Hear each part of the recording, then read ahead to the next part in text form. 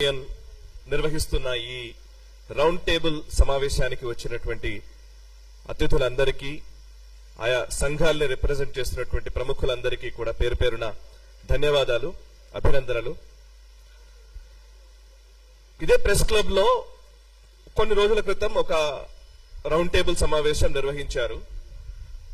అది చూసిన వెంటనే నాకు నిజంగా ఒక్కసారిగా మళ్ళీ 12 ఏళ్ల క్రితం లేదా 10 ఏళ్ళు 8 ఏళ్ల క్రితం పరిస్థితులన్నీ ఒక్కసారిగా గుర్తొచ్చి నేను ఒక వీడియో కూడా చేశాను. యాక్చువల్లీ అందులో ఏంటంటే ఈ ఆంధ్ర బూట్ల కింద తెలంగాణ ఇంకెంతకాలం నలిగిపోవాలి అనే కాంటెక్స్ట్ లో ఒక టైటిల్ పెట్టారు. 12 సంవత్సరాల తర్వాత మనం మాట్లాడుతుంటే దానికి నిజంగా ఆ రౌండ్ టేబుల్ సమావేశంలో నేపథ్యం ఏంటి, అసలు సడన్ గా తెలంగాణకు ఆంధ్రకు గొడవ ఏంటి, తెలంగాణ వర్సెస్ ఆంధ్ర అనే కోణం ఎందుకు వచ్చింది, ఇది నాకు అసలు వచ్చిన ఫస్ట్ ప్రశ్న. దానికి ఏంటంటే నేపథ్యం ఏంటి అని అంటే కనుక ఒక ప్రొఫెసర్ నాగేశ్వర్ గారు చేసిన వ్యాఖ్యలు, ఆ వ్యాఖ్యలకు జనసేన పార్టీ లేదా తెలుగుదేశం పార్టీ నుంచి వచ్చినటువంటి రియాక్షన్స్ అనంతర కాలంలో ఏదో ఒక తెలంగాణ వర్సెస్ ఆంధ్ర అన్న కోణంలోకి మారిపోయింది. నిజానికి ఆ వ్యాఖ్యలు చేసినట్టు నాగేశ్వర్ గారే వ్యాఖ్యలు వెనక్కి తీసుకుంటానని ప్రకటించారు.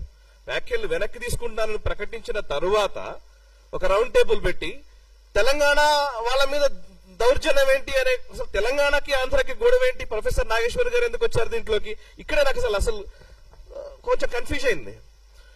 ఎందుకు అంటే నేను గతంలో హెచ్ఎం టీవీలో పనిచేశాను. తెలంగాణ ఉద్యమం పీక్స్ లో ఉన్న టైంలో తెలంగాణ వాదిగా లేదా వాదాన్ని వినిపించే వ్యక్తిగా, ఇంకా చెప్పాలంటే అసలు మీడియాలోకి వచ్చే కొత్తల్లోనే అనేక వివక్షలకు గురైనాం మేము. తెలంగాణ ప్రజలు వివక్షలకు గురైన మాట వాస్తవం. దీన్ని ఫస్ట్ మనం అంగీకరించి మిగతా డిస్కషన్ మనం చేద్దాం. ఎందుకు అనంటే అసలు తెలంగాణ నుంచి వచ్చిన వ్యక్తికి వీడికి తెలుగు భాషనే రాదు, వీడు అసలు ఏం న్యూస్ చదువుతాడు అన్న రోజులు నాకు తెలుసు. నా ముఖం మీదనే చెప్పిన రోజులు కూడా నాకు తెలుసు.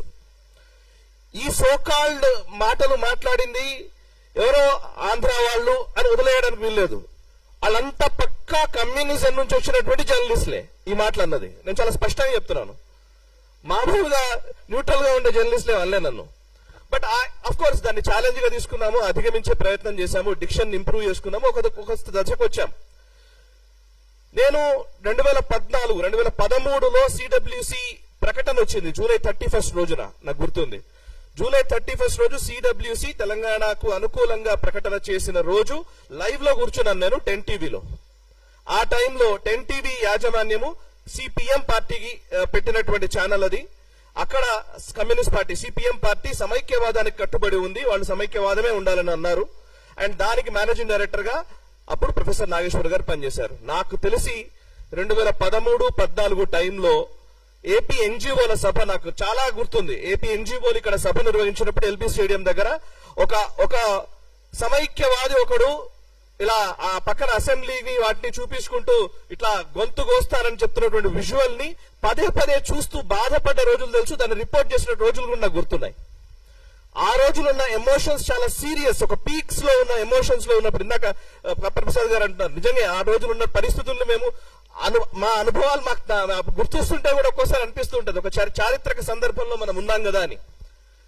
ఆ టైంలో ఓవైపు కేసీఆర్ సభ వస్తున్నా, ఓవైపు తెలంగాణ సభలు ప్రొఫెసర్ కోదండరామ్ గారు, అప్పుడు ప్రొఫెసర్ జయశంకర్ గారు వీళ్ళు మాట్లాడుతున్నటువంటి సభల్ని తక్కువ నిడివి ఇచ్చి, ముఖ్యంగా సమైక్యవాదానికి ఎక్కువ నిడివి ఇచ్చినటువంటి ఛానల్ గా 10 టీవీకి ఆ రోజుల్లో ముద్ర ఉంది తెలంగాణ ప్రజల్లో.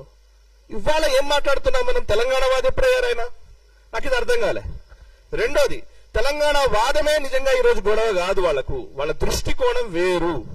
ఎప్పుడైనా సరే వాళ్ళు ఒక విలన్ ని తయారు చేస్తూ ఉంటారు. కమ్యూనిస్ట్ సిస్టమ్ అంతా కూడా మొదటి నుంచి మనం అబ్జర్వ్ చేస్తే ఒక విలన్ ని తయారు చేస్తారు. ఆ విలన్ ని చూపించి మొత్తం ఆటంతా ఆడుతూ ఉంటారు. వాళ్లకు విలన్ ఎవరు అని అంటే గనక మొదటి నుంచి కూడా వాళ్ళు కొంతకాలం పాటు బ్రిటిషర్ల దౌర్జన్యాలన్నింటినీ వైట్ వాష్ చేయడం కోసం హిట్లర్ అనే తోని తీసుకొచ్చి పెట్టారు. హిట్లర్ ను మించిన మారణ హోమం సృష్టించిన వ్యక్తి నిజాం. మీరు లెక్కలేసి చూసినా కూడా హిట్లర్ ను మించి మారణ హోమం సృష్టించినటువంటి వ్యక్తి నిజాం. ఇప్పుడు మనం తెలంగాణ వాదం అన్న ప్రతిసారి తెలంగాణ అన్న పదం రాగానే నిజాం చరిత్ర వరకు పోయి ఆగిపోతుంది. నిజాం చరిత్రతో కట్ చేసేస్తారు అంతే. ఏంటిది, నిజాం మెడలు వచ్చింది ఎవరు, నిజాం మీద సాయుధ పోరాటం చేశారు కమ్యూనిస్టులు, దాంతో పక్కకు నిజాంని రజాకార్ ప్రభుత్వాన్ని దించేశారు. సర్దార్ పటేల్ గారు వచ్చారు, విలీనమా విమోచనమా మళ్ళీ అక్కడ కన్ఫ్యూజన్ క్రియేట్ చేసి వదిలేశారు. నిజాం తెలంగాణ కాదు. నేను ఎప్పుడు పదే నా తెలంగాణ ఉద్యమ కాలం నుంచి ఇప్పటివరకు చెప్తూ ఉన్నాను. నేను నిజాం తెలంగాణ అసలైన తెలంగాణ కాదు, కాకతీయుల తెలంగాణ అసలైన తెలంగాణ. ఈరోజు మనం మాట్లాడుతున్న నిజాం కట్టించిన ఈ పెద్ద పెద్ద బిల్డింగ్లు భవనాలు కాదు, కాకతీయుల సాంస్కృతిక వైభవం ఈరోజు తెలంగాణ తీసుకోవాలి. ఇది నా మొదటి వెర్షన్. ఎందుకు అంటున్నానంటే మీరు అబ్జర్వ్ చేస్తే నేను 2001 ఆ టైంలో నేను ఇంటర్మీడియట్ ఆ టైంలో హైదరాబాద్కి వచ్చాను. హైదరాబాద్కి వచ్చిన కొత్తల్లో నాకు తెలిసి ఇక్కడ ఉన్న వాళ్ళందరి అనుభవంలోనే ఉంటుంది. నాకు తెలిసి ఇక్కడ ఎక్కువ హిందీలోనే మాట్లాడేది, మొత్తం ఉర్దూలోనే మాట్లాడుతూ ఉండేది. బస్సుల్లో కూడా పాసులు తీసుకుంటే పాసులలో కూడా హిందీ ఉంటేనే ఇక్కడ బతకగలుగుతాం అనే భావన ఉండేది. నాకు తెలిసి ఎప్పుడైతే ఐటీ బూమ్ మొదలైందో, కొంత ఆంధ్ర వాళ్ళ ఇక్కడికి రావడం మొదలు పెట్టారో, అప్పుడే మనకు కొంచెం తెలుగులో మాట్లాడడం అలవాటు అవుతూ వచ్చింది. 2003-2004 తర్వాత నుంచే తెలుగులో ఎక్కువ మాట్లాడడం. హైదరాబాద్ బేసికల్లీ అంటే ఏంటంటే ఇదంతా ఒక ఇస్లామిక్ కల్చర్ గా దీన్ని చూపించే ప్రయత్నం. నేను ఎప్పుడు అంటుంటాను, ఉస్మానియా బిస్కెట్ లో నా సంస్కృతి ఎందుకు అవుతుంది, ఉస్మానియా బిస్కెట్ లో ఇరానీ ఛాయ్నో నా తెలంగాణ సంస్కృతి ఎందుకు అవుతుంది, అయితే గీతే సర్వపిండి నా సంస్కృతి అవుతుంది. కానీ ఈ మాట నేను పదే అంటే ఏంటంటే కావాలని ఒక ఇస్లామిక్ వాదనని తెలంగాణలో జొప్పించి అదే తెలంగాణ అనే కోణంలోకి దాన్ని తీసుకొచ్చి నిజాం చాలా గొప్పవాడని కీర్తించినటువంటి నా దాఖలాలు కూడా మనకు తెలుసు. ఇప్పుడు ఇక్కడ జరుగుతున్న ఈ వివాదం అంతా కూడా, ఈ తెలంగాణ వర్సెస్ ఆంధ్ర వివాదం అంతా కూడా ఎందుకు తీసుకొస్తున్నారంటే ఒక వ్యక్తి కోసం జరుగుతున్నది కాదు, రాబోయే రోజుల్లో జరిగే రాజకీయ పరిణామాలను ముందే ఊహించి దాన్ని జరగకుండా చేసే ఒక కుట్ర. రాబోయే రోజుల్లో తెలంగాణలో రాజకీయ సమీకరణలు మారబోతున్నాయి. ఈ మారుతున్న రాజకీయ సమీకరణలను దృష్టిలో ఉంచుకొని ఆ వైపు అడుగులు వేయకుండా, అంటే ఒక సాంస్కృతిక జాతీయవాదం వైపు తెలంగాణ అడుగులు వేస్తోంది. తెలంగాణ గడ్డ కమ్యూనిజం ని చూసింది, సోషలిజం ని చూసింది, అనేక ఇజాల్ని చూసింది, ఈవెన్ మావోయిజం నక్సలిజం ని కూడా చూసింది. ఇక మిగిలింది హిందూయిజం. ఈ హిందూయిజం రాకుండా ఉండాలంటే ఇవాళ తెలంగాణ వర్సెస్ ఆంధ్ర గొడవ మొదలు కావాలి. సో ఇది గొడవ మొదలైతే ఇప్పుడు ఇక్కడ హిందుత్వ సాంస్కృతిక జాతీయవాదము లేదా జాతీయవాద భావనలు ఇది చెప్పేటువంటి భారతీయ జనతా పార్టీ లోపలికి రాదు, అండ్ దానికి అనుకూలంగా ఉండేటువంటి వ్యక్తులు లోపలికి రారు. సో దా కోణంలోనే ఇప్పుడు ఈ యాక్టివిటీ అంతా నడుస్తోంది. నిజానికి మీరు నాకు ఎవరు ప్రస్తావించారు, ఎంఐఎం పార్టీ శ్రీకృష్ణ కమిటీకి సమైక్య రాష్ట్రంగానే ఉంచాలి, లేదంటే రాయల తెలంగాణ చేయాలి, కానీ తెలంగాణ ప్రత్యేక రాష్ట్రం ఇవ్వకూడదు అని శ్రీకృష్ణ కమిటీకి నివేదిక ఇచ్చాడు. ఆ ఎంఐఎం తోటి టిఆర్ఎస్ పార్టీ 10 సంవత్సరాలు పొత్తు పెట్టుకుంటది, కాంగ్రెస్ పార్టీ ఇప్పుడు పొత్తులోనే ఉంటది.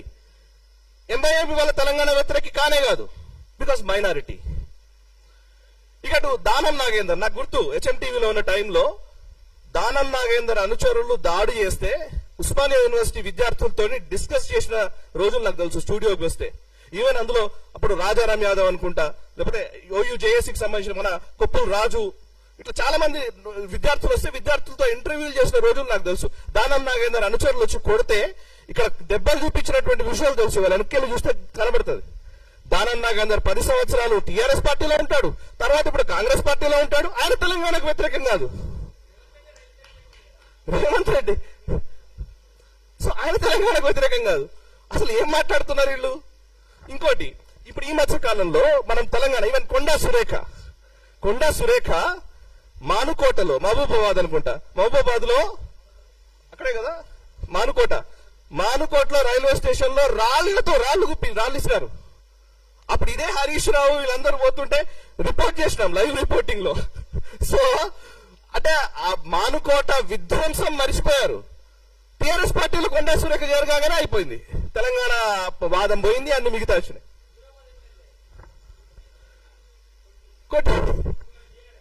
సో ఎవరికి చెప్తున్నారు తెలంగాణ వాదము, ఎవరు వినాలే, ఎందుకు ఇది నాకు అర్థం కావట్లేదు. సరే, ఇప్పుడు నేను 12 సంవత్సరాల తర్వాత ఇవాళ మళ్ళీ మనం తెలంగాణ ఉద్యమము మళ్ళీ ఆ సమైక్యవాదులకు ఇవన్నీ తీసుకురావాలని నేను అనట్లే.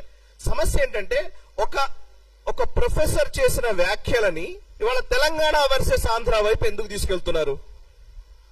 ఆ వ్యాఖ్యలు ఆయన్నే వెనుక తీసుకున్నాడు అంటే నేను ఇందాక చెప్పిన కాన్స్పిరసీ, రాబోయే రోజుల్లో జరిగే కుట్రల్ని బేస్ చేసుకుని జరుగుతున్నటువంటి ప్రయత్నం ఇదంతా.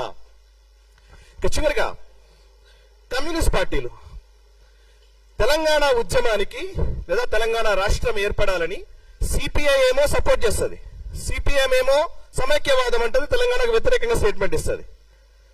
సిపిఐ గతంలో ఎమర్జెన్సీకి సపోర్ట్ చేసిన సిపిఐ ఎమర్జెన్సీ ఇందిరాగాంధీ విధించినప్పుడు ఎమర్జెన్సీకి బాహాటంగా సపోర్ట్ చేసినటువంటి communist party of India CPI ఈ రోజు ప్రజాస్వామ్యం గురించి, రాజ్యాంగం గురించి మాట్లాడుతుంది. వాళ్ళు మాట్లాడొచ్చు, ఏం కాదు.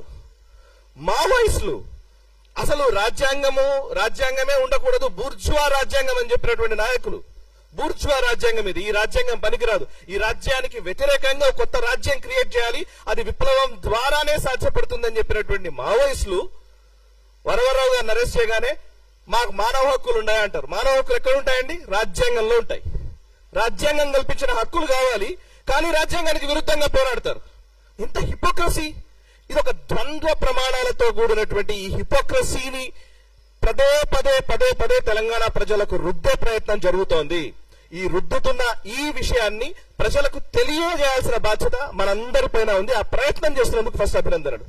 ఇక చివరిగా పొలిటికల్ ఈక్వేషన్స్ చూద్దాం. 2009 ఎన్నికలలో టిఆర్ఎస్, టీడీపీ, అదేవిధంగా కమ్యూనిస్టులు అందరూ కలిసి పోటీ చేస్తారు. తెలుగుదేశం పార్టీ చంద్రబాబు నాయుడుతో 2009లో పోటీ చేస్తే తప్పులేదు. 2004కు వచ్చేసరికి బీజేపీతో జతగట్టేసరికి తెలుగుదేశం పార్టీ కథం అయిపోయింది, అంటరాని పార్టీ అయిపోతుంది.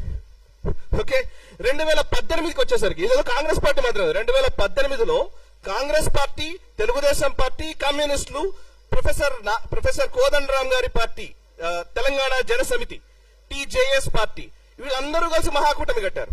2018లో మన వెనక్కి చూస్తే మనకు ఇమేజెస్ కూడా కనబడతాయి, ఇంటర్నెట్ లో ఇప్పటికీ ఉన్నాయి. ఉత్తమ్ కుమార్ రెడ్డి గారు, మల్లు భట్టి విక్రమార్క గారు, అటు ప్రొఫెసర్ కోదండరామ్ గారు, ఈవెన్ రాహుల్ గాంధీ, చంద్రబాబు నాయుడు గారు, వీళ్ళందరూ కలిసి ఒకటే స్టేజ్ మీద ఉంటారు 2018లో. 2018లో తెలంగాణ వాదం లేదా? ఇవాళ మాత్రం తెలంగాణ వాదం వచ్చిందా? అంటే మనకు అవసరమైనప్పుడు ఒకలాగా, మనకు అవసరం కానప్పుడు ఒకలాగా. సో ఈ పంథాలోకి ప్రజల్ని తీసుకెళ్ళి వాళ్ళకి ఎప్పుడు అనిపిస్తే అప్పుడు, అంటే ఆడ్ డే ఈవెన్ డే అంటుంటారు, వాళ్ళకి అనిపించిన రోజు ఒకలాగా, వాళ్ళకి అనిపించిన రోజు ఒకలాగా. సో ఇప్పుడు మనం ఏమైనా మాట్లాడారు, మీరు తెలంగాణ ద్రోహులు, లేదంటే మీరు ఆంధ్ర ద్రోహులు. ఈవెన్ ఆంధ్రాలో కూడా ఇదే పరిస్థితుంది. ఏమైనా ఎక్కువ మాట్లాడారు మీరు ఆంధ్ర ద్రోహి.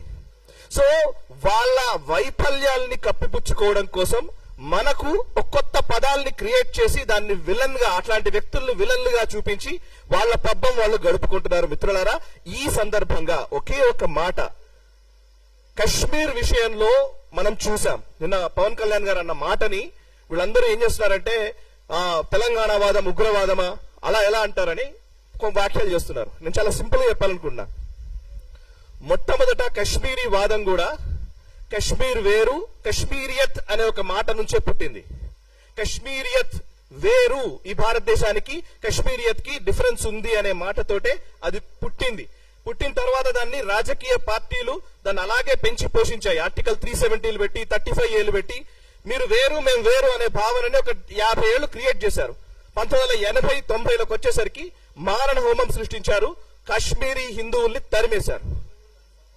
కవిత సపోర్ట్ చేసింది. ఎస్, ఇదే కవిత కశ్మీర్ ని ఎలాగైతే మీరు భారతదేశం తీసుకుందో అట్లా తెలంగాణలో మీరు ఎక్సీడ్ చేశారన్నామే స్టేట్మెంట్ మీరా. ఓకే, సో వీళ్ళందరూ వాళ్ళకు అనిపించిన కశ్మీర్ లో కూడా ఇట్లాంటి భావన వచ్చిన సందర్భాలు ఉన్నాయి. ఇందాక మిత్రుడు మంచి మాట చెప్పారు.